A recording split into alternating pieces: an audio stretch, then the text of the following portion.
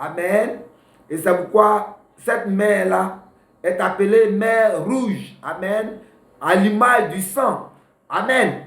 Et tous ceux qui les ont suivis dans cette mer-là, qui n'étaient pas de ce peuple, ont été noyés et totalement détruits. Amen. Donc, et ce peuple de l'autre côté, amen, qui est le peuple de Dieu, si les murs de Jérusalem ont été relevés, et les murs de Jérusalem sont relevés par les enseignements, et par la compréhension, et par la mise en pratique de ces enseignements, amen. Et à partir de ce moment, il n'aura plus de tribut à payer à Mammon. Amen. Donc en tant que chrétien, c'est de ta responsabilité. Amen. De payer désormais des tributs à Jésus-Christ de Nazareth. Amen. En faisant des offrandes. Amen. À Dieu dans son église. Amen. Hébreux chapitre 7. Hébreux chapitre 7. Permettez-nous, allons lire tous ces passages-là. Cela va nous permettre de mieux comprendre ce que nous disons. Les 3 premiers versets. Hébreux 7, les 3 premiers versets. En effet, ce Melchisédek, roi du Salem, sacrificateur du Dieu très haut, qui alla au-devant d'Abraham lorsqu'il revenait de la défaite des rois, qui le bénit et à qui Abraham donna la dîme de tout, qui est d'abord roi de justice, d'après la signification de son nom. Ensuite, roi de Salem, c'est-à-dire roi de paix, qui est sans père, sans mère, sans généalogie, qui n'a ni commencement de jour, ni fin de vie, mais qui est rendu semblable au Fils de Dieu. Ce Melchisédek demeure sacrificateur à perpétuité. Amen. Et si tu regardes bien, ce roi de Salem là, ce n'est rien d'autre que Jésus-Christ. Amen. Ce Melchisédek spirituel. Amen. Ce n'est rien d'autre que Jésus-Christ de Nazareth. Amen. Et c'est à lui que Abraham a payé la dîme de tout. Amen.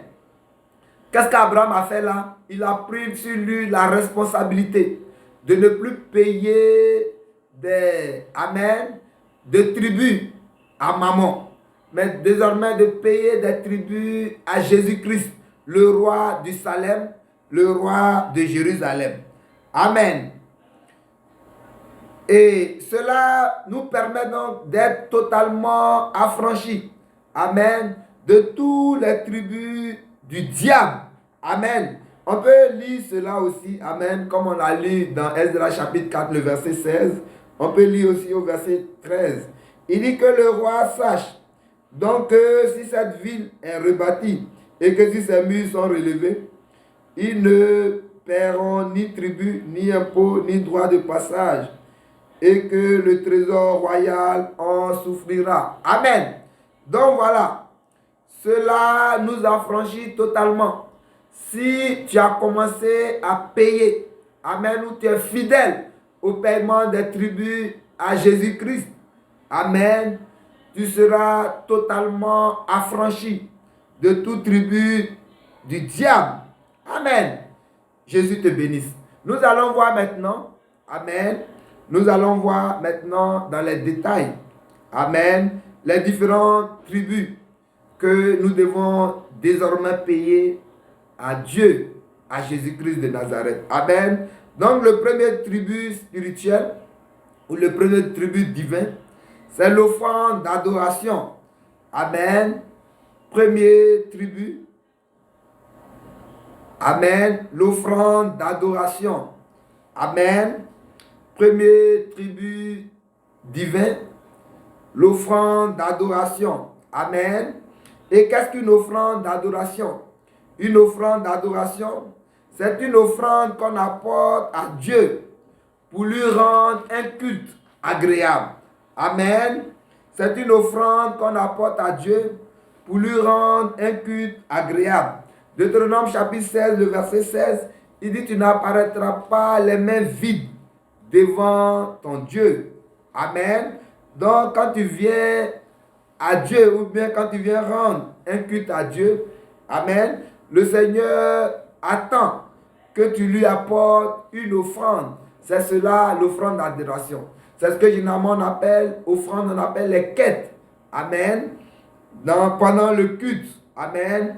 Pendant le programme du culte. Et Exode chapitre 13, et nous lisons là le verset 5. Exode 13, le verset 5. Quand l'Éternel t'aura fait entrer dans le pays des Cananéens, des Hétiens, des Amoréens, des Éviens et des Jébusiens, qu'il a juré à tes pères de te donner, pays où coule le lait et le miel, tu rendras ce culte à l'Éternel dans ce même mois. Amen.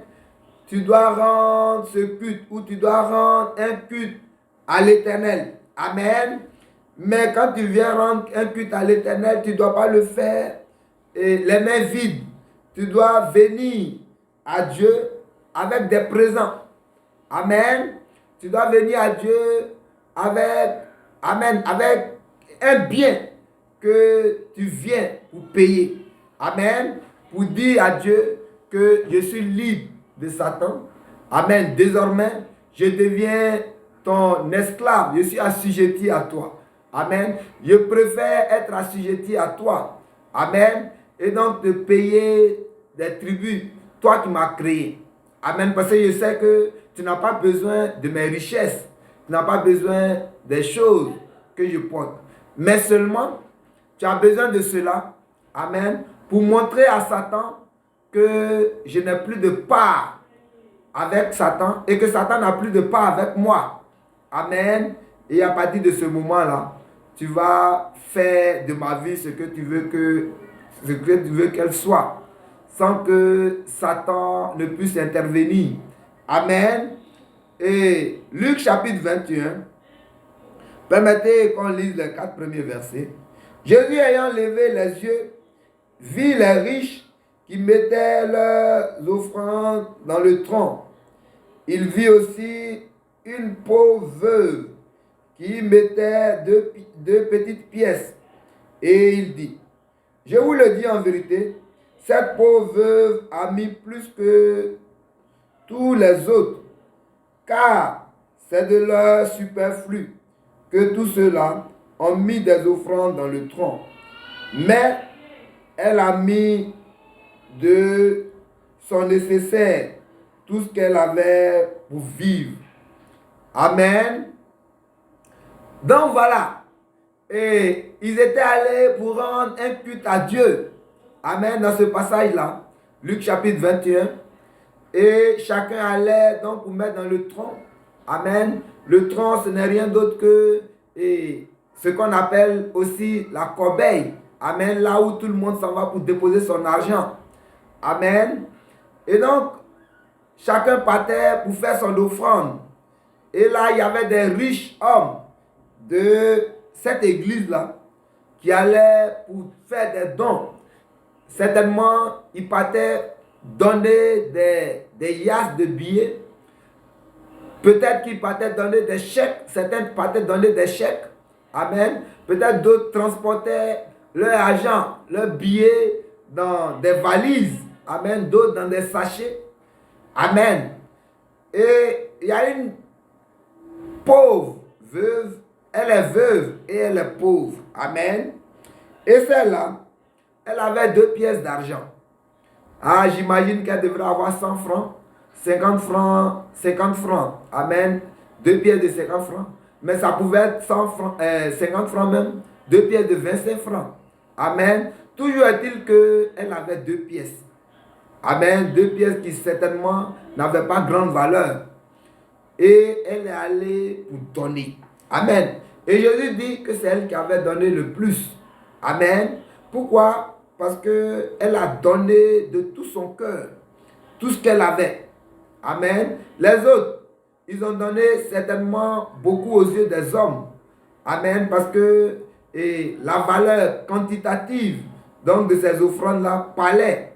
Mais en réalité, en qualité, ces offrandes n'avaient pas de valeur. Amen. Parce que certainement, beaucoup parmi eux partaient faire des offrandes là par orgueil, pour que tout le monde les voie, pour que tout le monde sache que ce sont eux qui font telle chose ou telle autre chose, pour que tout le monde sache que ce sont eux qui ont donné le plus, etc.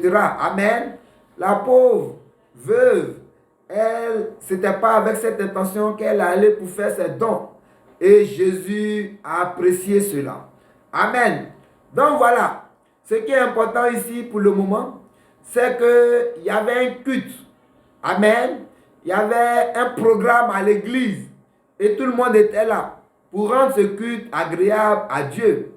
Et chacun donc Amen, pour rendre son culte agréable, partait faire son offrande. Amen. Donc c'est cela l'offrande d'adoration. Amen. Nous allons voir en petit A les effets spirituels de l'offrande d'adoration. Amen. Petit A, les effets spirituels de l'offrande d'adoration. Amen. Je reprends. Petit A, les effets spirituels de l'offrande d'adoration. Amen. Et premier effet de l'offrande d'adoration, nous allons prendre cela dans Malachie chapitre 3 et le verset 7. Permettez-moi de lire le verset 7, Malachie 3. Depuis le temps de vos pères, vous vous êtes écartés de mes ordonnances. Vous ne les avez point observées. Revenez à moi et je reviendrai à vous, dit l'Éternel des armées. Et vous dites, en quoi devons-nous revenir? Amen. Et quand tu lis la suite du verset, tu vas voir qu'ils devraient revenir à travers leur offrande, à travers leur dîme. Amen. C'est-à-dire à travers les taxes qu'ils devraient payer à Dieu. Ils ont délaissé la maison de Dieu, comme Dieu le signale dans Agé chapitre 1. Amen. Dans Agé chapitre 1. Amen. Permettez, je vais lire cela. Et Agé chapitre 1, je lis le verset 2. Ainsi parle l'Éternel des armées, ce peuple dit, le temps n'est pas venu, le temps de rebâtir la maison de l'Éternel. C'est pourquoi la parole de l'Éternel leur fut adressée par Agé le prophète en ces mots. Est-ce le temps pour vous d'habiter des demeures lambrissées quand cette maison est détruite? Le verset 4. Amen. La maison de Dieu est détruite. Vous habitez les maisons de luxe. Amen. C'est-à-dire, vous ne prenez aucune considération pour la maison de Dieu. Vous n'apportez aucune offrande dans la maison de Dieu.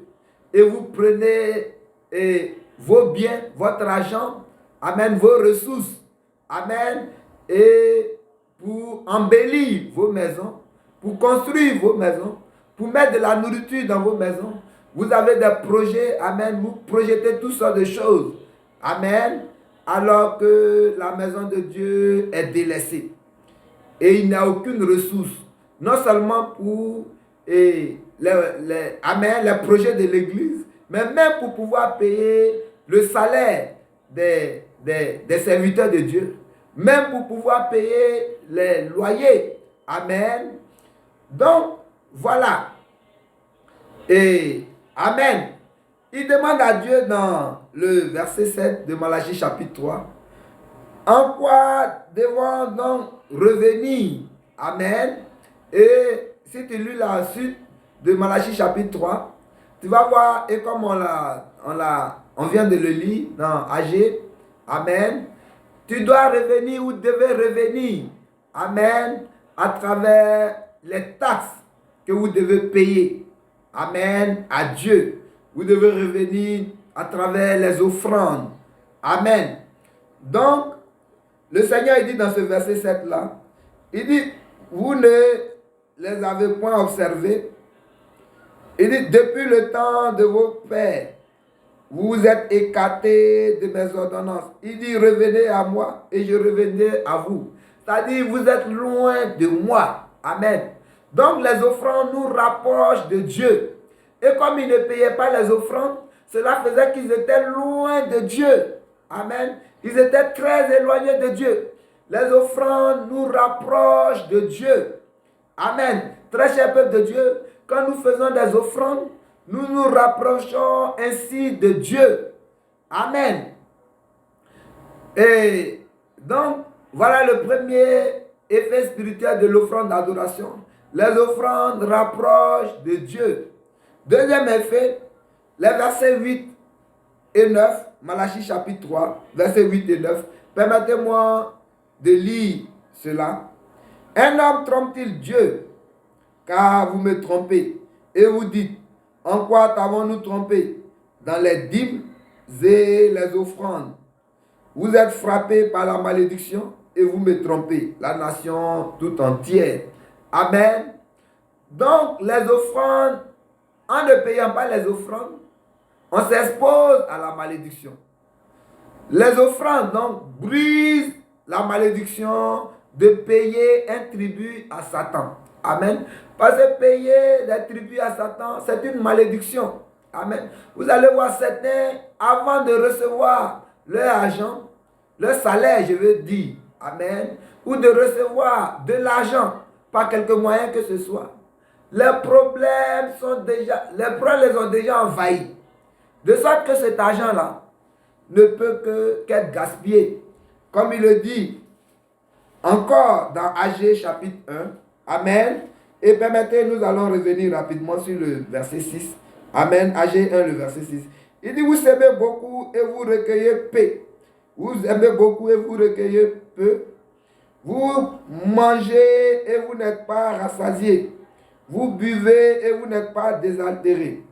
Vous êtes vêtus et vous n'avez point chaud. Le salaire de celui qui est à gage tombe dans un sac percé. Amen. Pourquoi? Parce que votre salaire est à gage. Vos ressources sont à gage. Amen. Et donc, à chaque fois que vous recevez ces ressources-là tombent dans un sac percé, sont déjà parties. Amen. Les problèmes vont venir par-ci, d'autres vont venir par-là. C'est les enfants qui sont malades. Amen. C'est un problème qui quitte nulle part. Tout cela pour dilapider l'argent. Amen. Pourquoi? Parce que nous payons des tributs à Satan, à Mammon. Amen. Et l'offrande brise la malédiction de payer un quelconque tribut à Mammon. Amen. Petit B, nous allons voir comment se manifeste la malédiction de payer un tribut à Satan. Amen. Petit B, comment se manifeste la malédiction de payer un tribut à Mammon. Amen. Premièrement, amen. On va revenir sur le verset 7, Malachie chapitre 3, et je le relis. Amen. Depuis le temps de vos pères, vous vous êtes écartés de mes ordonnances. Vous ne les avez point observées.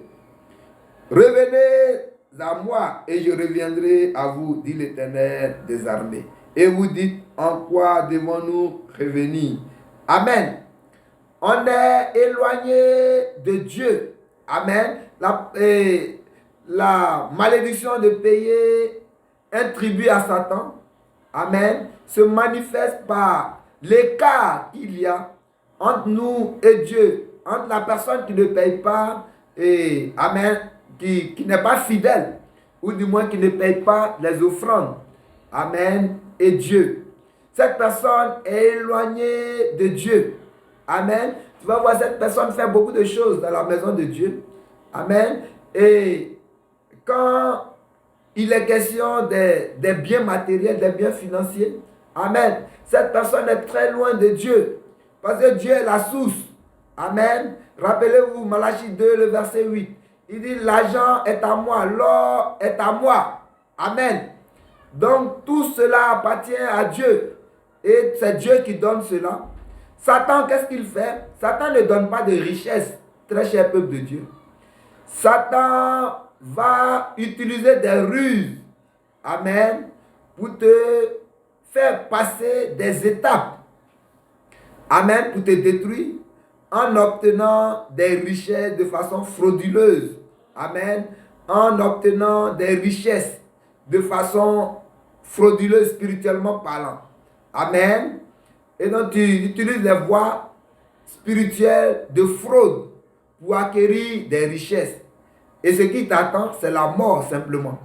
Amen. La destruction simplement. Et la plupart de tous ceux qui sont dans ce deal, amen, ils ont perdu leur âme. Amen. Donc c'est cela. C'est Dieu qui est la source de toute richesse. Amen. Et quand tu es loin de lui, c'est sûr que tu es loin des richesses de Dieu. Donc, et la malédiction de payer les dîmes à Mammon ou à Satan se manifeste par le fait que celui qui est frappé par cette malédiction-là est éloigné de Dieu. Amen. Et deuxième manifestation Amen. Deuxième manifestation de la malédiction de payer des dîmes ou continuer de payer des dîmes à Satan. Amen. Malachie chapitre 3. Et prenons le verset 8. Un homme trompe-t-il Dieu, car vous me trompez, et vous dites, en quoi t'avons-nous trompé? Dans les dîmes et les offrandes. Amen. Donc, deuxième manifestation de la malédiction.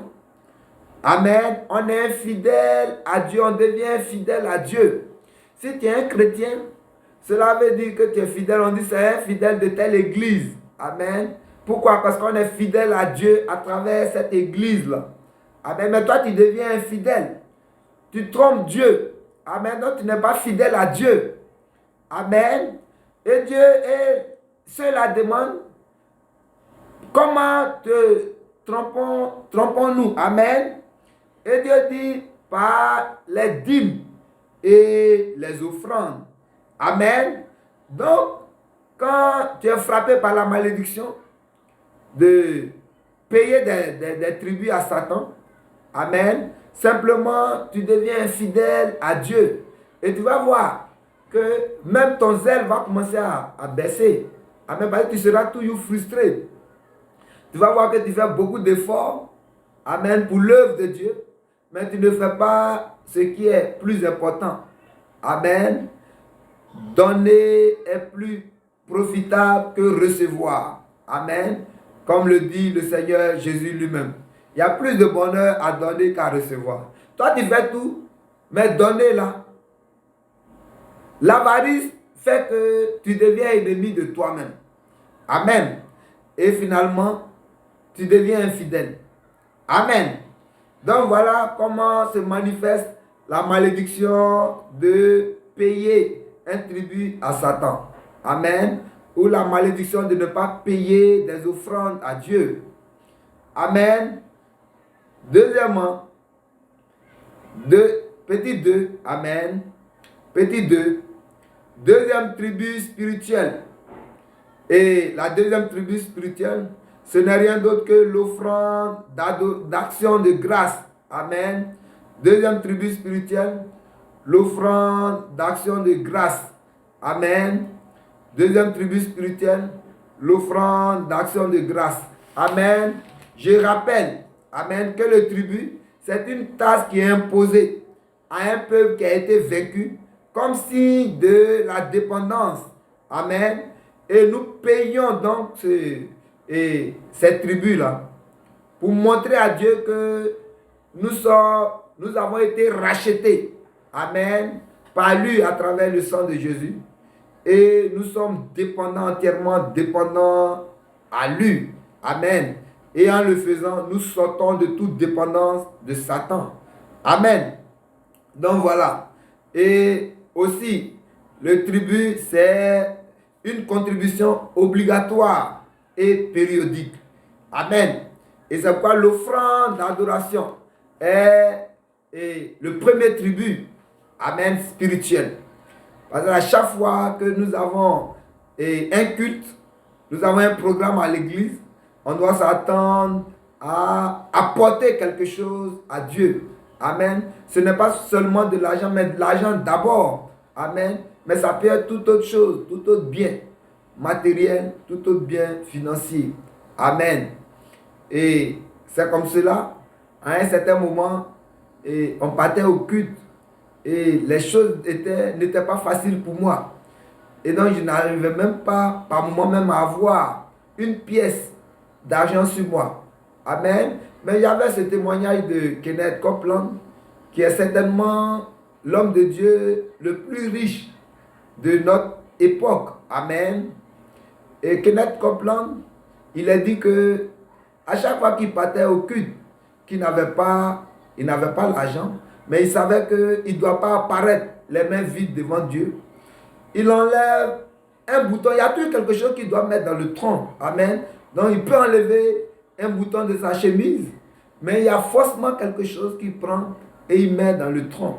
Et aujourd'hui, Kenneth Copeland est immensement riche. Et il fait même des offrandes en avion, c'est-à-dire il donne l'avion comme offrande. Amen. Quelqu'un comme cela, il faut savoir comment Dieu l'a vraiment béni. Amen. Donc, et l'offrande d'adoration, c'est le premier tribut spirituel. Amen. Mais à côté de l'offrande d'adoration, on a le deuxième tribut spirituel qui est l'offrande d'action de grâce. Amen. C'est des contributions que nous payons de façon périodique. Amen. Et nous le faisons à Dieu. Amen. Pour lui montrer que nous sommes totalement dépendants de lui. Amen. Donc il y a l'offrande d'action de grâce. Et c'est quoi une offrande d'action de grâce? Une offrande d'action de grâce est une offrande de reconnaissance à Dieu pour ses bienfaits. Amen. On fait cette offrande-là à Dieu pour lui montrer que nous sommes reconnaissants de ses bienfaits. Amen.